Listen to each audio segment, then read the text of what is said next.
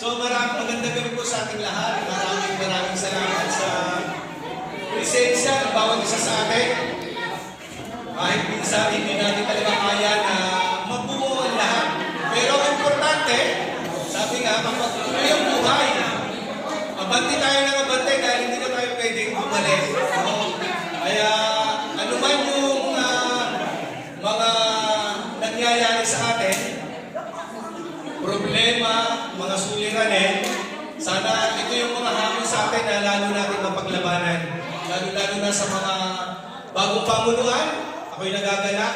Talagang kumpleto yung pamilya at yung suporta. Sana lalo natin suportahan para lalo pang lumakas. Lalo lumanda yung ating pagsasamahan. Dahil maraming nangyayari ngayon sa ating buhay na sorpresa na hindi natin alam.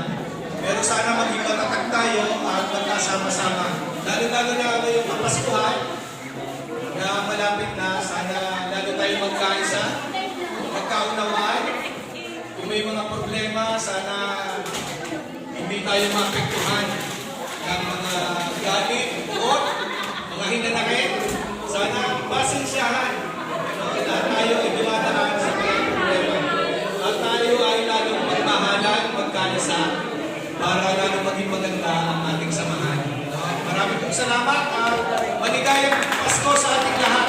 Sa mga umuwi ng Pilipinas, sa mga maranilig, sa mga paranero, sa lahat pa ng umuwi, kung sino man.